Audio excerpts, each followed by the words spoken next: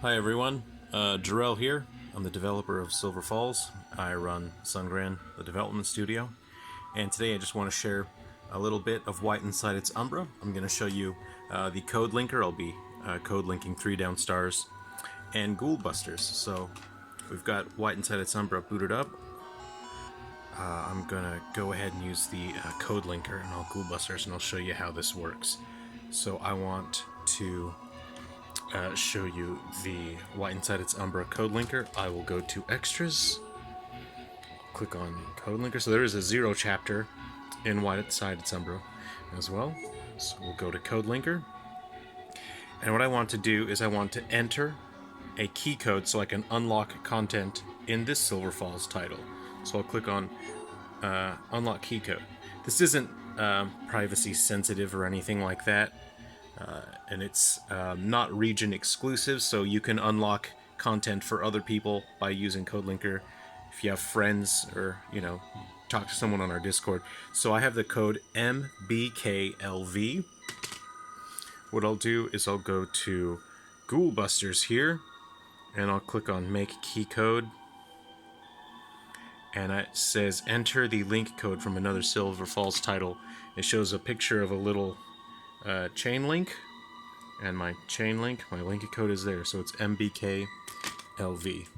So I'm going to type in MBKLV. Alright, I've typed it in there, do the check mark. Okay, so it says enter this key code in another Silver Falls title. That's TRSFA. It'll only work between these two games. If you type that in, it won't work. You'll have to code link your own titles or get someone to code link for you. So TRSFA. I'll click next. TRSFA. Hit OK. And it says content unlocked. Atticus Long Draw is now available in Frontier Hunters mode. I'll hit finish on that. I want to code link one more time. And there's heaps of code linker content in White Inside Its Umbra. Again, hopefully the game can launch soon. I've put in a massive amount of work, and I just want to share some of the content that's in White Inside Its Umbra. So we have 3 down stars here. We'll click on Extras Code Linker, and I want to make a key code. Okay, so this is uses the older code linker system, so it's not as user-friendly as the new one. So I want to enter MBKLV. MBKLV. I'll hit OK. Alright, and it's made my key code here, so KYCRK. And again, that won't work for you if you enter in your game. KYCRK. And I'll hit the OK button.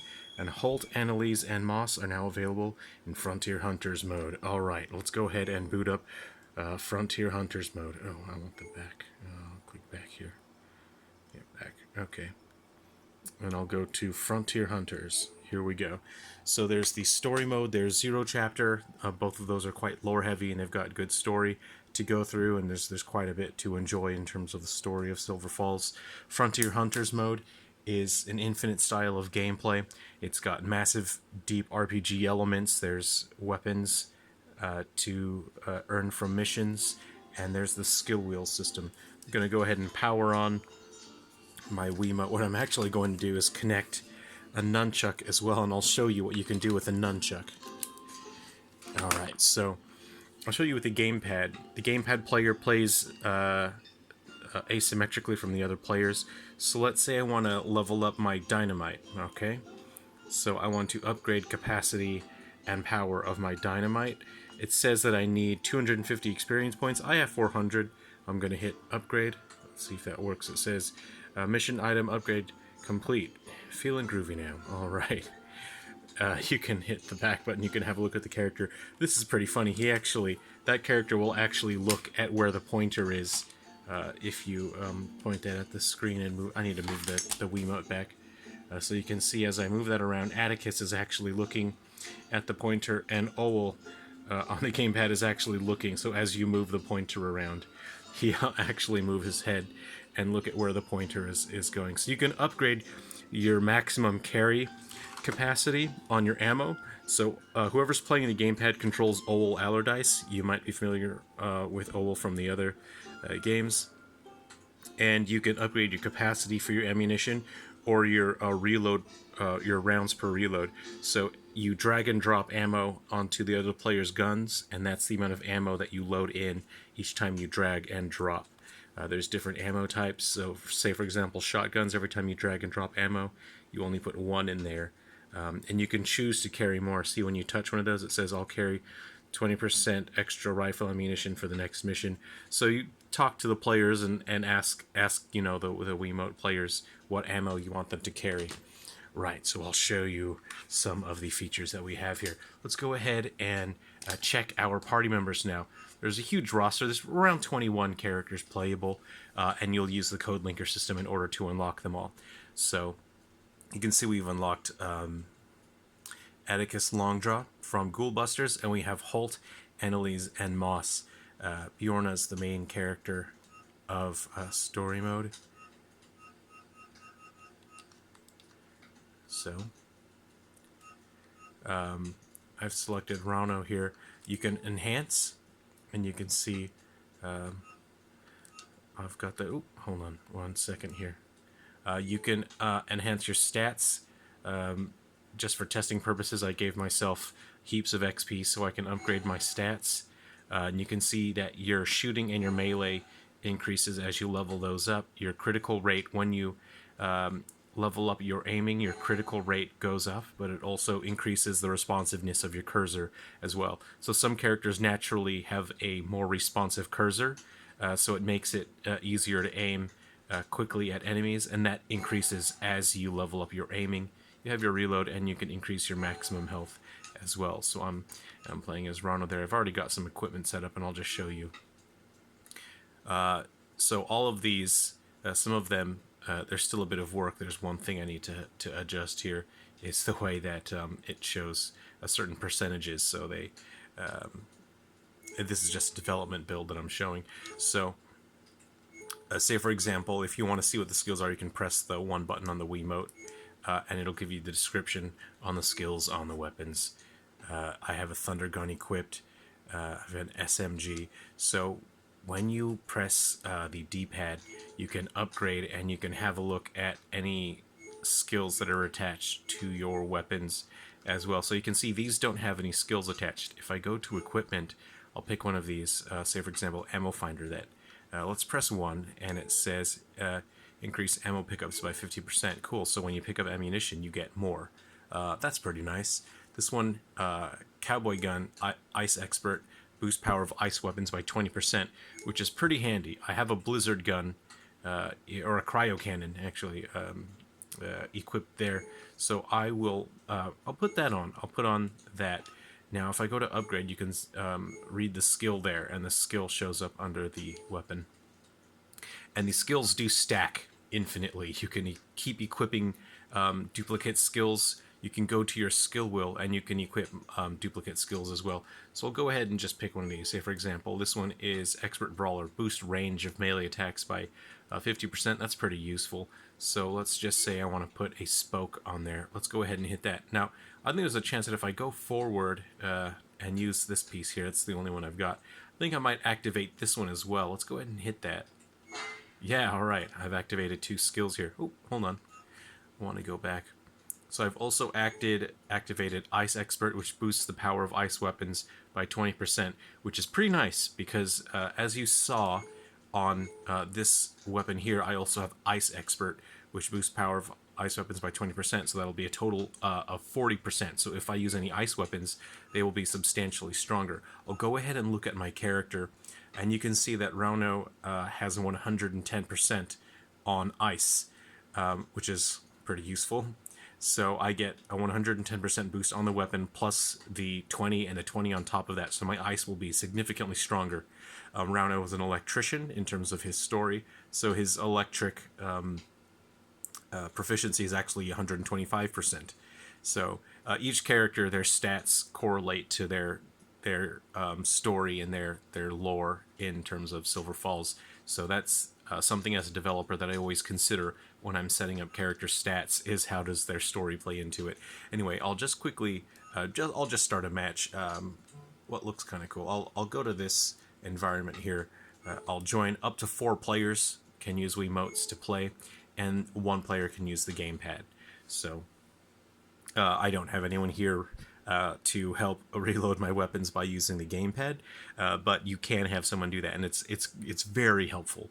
And again, the player uses gamepad. There's more things they can do. They can pick an item they can use during battle, like dynamite or first aid or throwing knives, and they can also help in other ways during missions. So it's up to you to sort of decide how you want your team to go. I'm going to use my... Oh, I got my thunder gun. Let's see, what else do I got here? I got my revolver. Okay.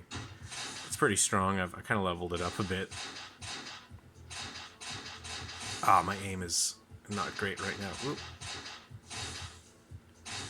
Right. And I have my cryo cannon, which that receives the boost from multiple weapons. If you hit those tumors, it'll build up your special attack meter. Eventually, you'll be able to perform a special attack, but you got to bust those tumors wide open. I'll turn up the beats. Oh, I missed the box. I wanted to break that box open. So you can use the nunchuck. I'm aiming with the Wiimote. So if I hold the A button, you can see a melee weapon shows up on the screen. I better aim the camera. So you can see my knife there. As I move the nunchuck, it's actually 1-to-1. So you can swing your weapon with the knife.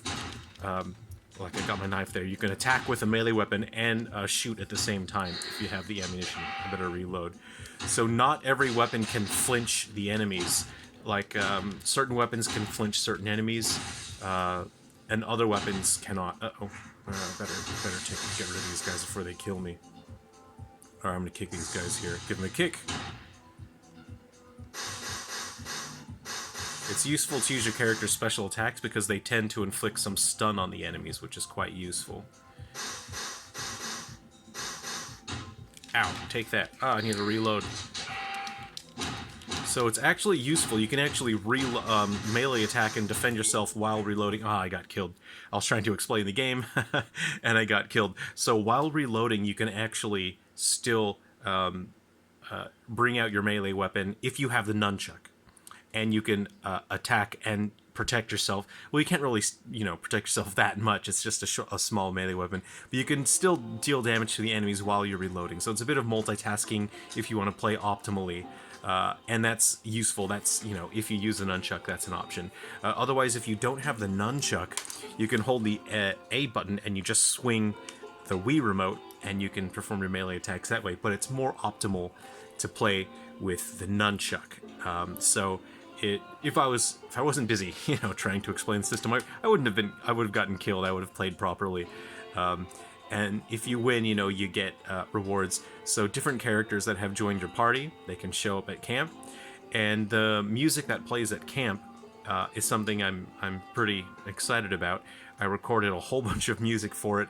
And the music uses different instruments each time you visit the camp, in the same way that different characters can show up. Different instruments can play during the camp as you enter camp, and it makes it feel different every time you enter because the music can be totally different every time that you come by.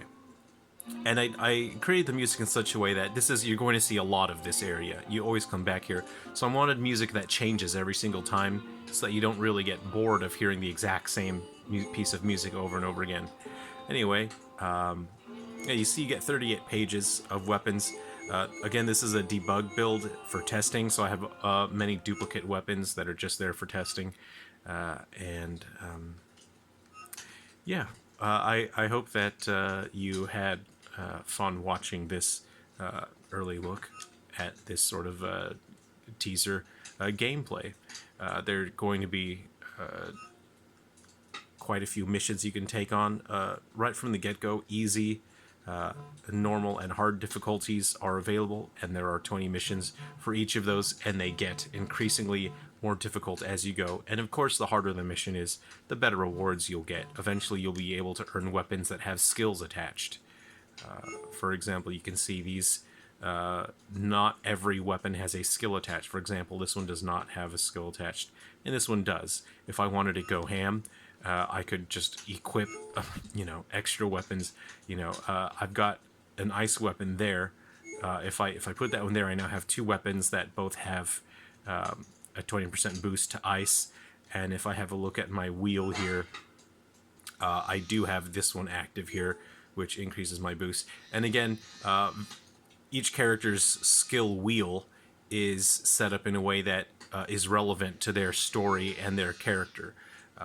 Can I? No, I won't be able to activate that. Let's see. Can I activate this one here? There we go. Let's try that. Oh, no. He's gone straight around it. So that one doesn't work. Let's go ahead and remove that. Okay. I'm not sure. I don't have any other pieces. Oh, I have this guy right here. Let's see if I can activate a piece here. Let's go ahead and activate that. Nope. I need a different piece for that. Let's go ahead and remove it. Okay. Though I might be able to activate this one here. There we go. So if you enjoy a bit of puzzle solving and you know, sort of just a fun way to activate your character's skills as opposed to just grinding out experience or skill points and then purchasing skill points. For me as a developer, I find that very boring. I want something that is more interesting and is relevant to the game itself in terms of the story and the environment and the atmosphere of the game. This game has a bit of a Western slant to it, an outdoorsy sort of exploration theme to it, so I wanted these sort of, you know, these wagon wheels is a visual motif, and I wanted to play into that, which is why I created this skill wheel system. So people familiar with the character of Rauno might be familiar with the fact that he is an electrician, so he naturally, generally when Rauno is around, he has a skill with electric related abilities. So he boosts the power of electric weapons by 20%.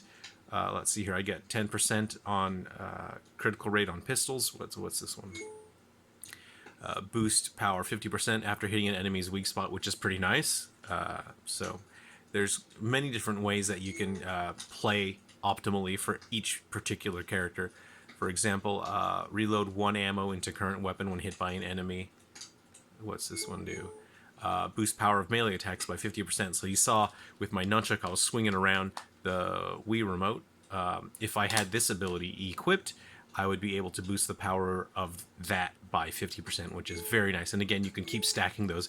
If you wanted to do just a melee build for a character, for example, if you connect with Undertakers, you'll be able to use Bull Brandish, and he's a pretty strong melee character, so you could really just build him up to just use all melee attacks, which would be pretty cool.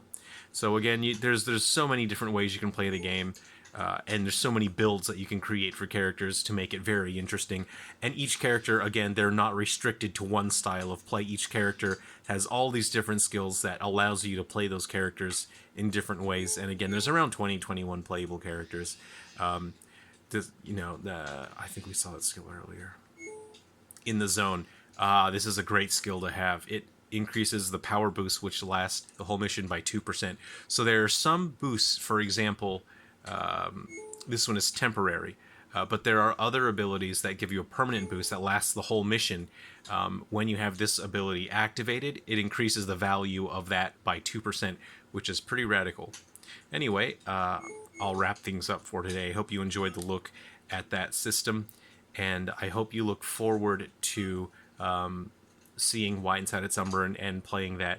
Again, this is only coming to North America. We weren't able to bring it to Europe, unfortunately, but I'm so thankful for everyone for understanding, and I'm thankful to Nintendo for giving me the opportunity to bring this game to you guys, and we can have one last hurrah for the Wii U. I've worked my absolute hardest on this. You know, this is everything.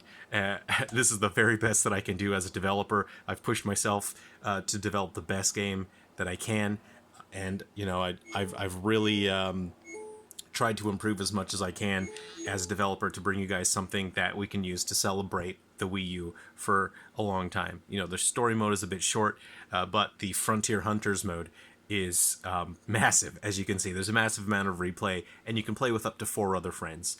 So I'm pretty excited about that. And again, just so there's no misunderstanding, the story mode is meant to be completed in one sitting. You can probably do it in maybe if it's your first time, maybe an hour and a half or so. And with this, in terms of the story and the game and the environment, I was aiming for quality over quantity. I just wanted an exceptional experience that was fantastic, high quality, and I didn't want to drag it out. So I created something that I think is just very tightly built. There's no fluff. There's no filler. It's all killer.